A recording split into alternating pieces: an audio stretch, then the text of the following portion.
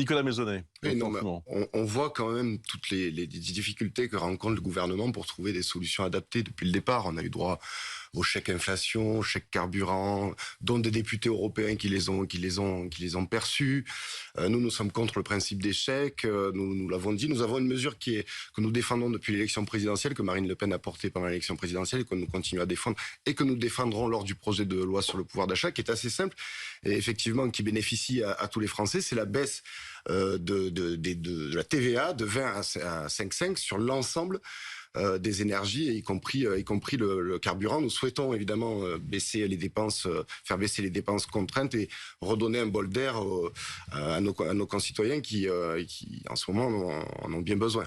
Néanmoins, je voudrais quand même apporter de la nuance. On peut prétendre vouloir être un parti de gouvernement et pour autant ne pas s'associer à un système qui écrase les Français les plus modestes. Donc, non, je parlais du système politique. Nous avons toujours, dans notre comportement, que ce soit à l'Assemblée nationale, dans les différentes collectivités territoriales, été une opposition constructive. Donc on revendique de l'être. On a toujours voté les textes qui allaient dans le sens de l'amélioration de la vie des Français. Donc tout ceci n'est pas nouveau. Non, mais je vous invite à aller reconsulter les différents votes qu'on a pu avoir.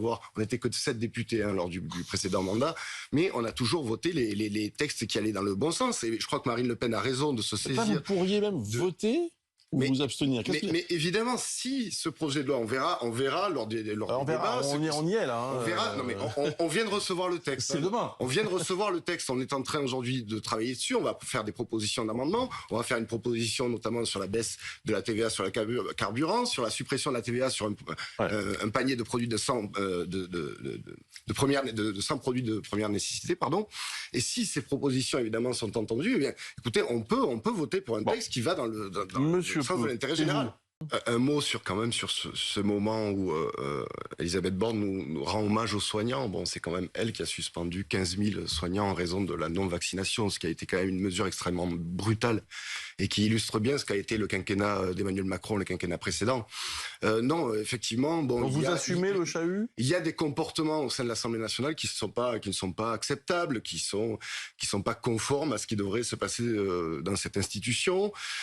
C'est plutôt du côté de la NUPES, il faut bien le reconnaître, qui ont commencé ce mandat d'ailleurs en ne serrant pas la main, pas pour tous, j'exclus d'ailleurs la plupart des communistes qui ont un comportement à peu près normal, mais effectivement on voit que la France insoumise et une grande partie de la NUPES veut jouer l'obstruction, veut transformer l'Assemblée nationale en cirque.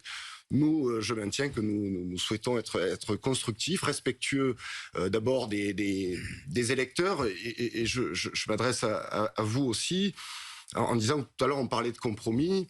En réalité, ce que le gouvernement cherche à faire, c'est plutôt avoir quelques soutiens pour rallier des majorités occasionnelles sur certains projets. Le véritable compromis, ce serait de tenir compte du résultat des élections législatives qui ont donné comme groupe d'opposition le plus important, celui du Rassemblement national. S'il vous plaît. Donc nous attendons de voir si le gouvernement est attentif à nos propositions dans l'avenir.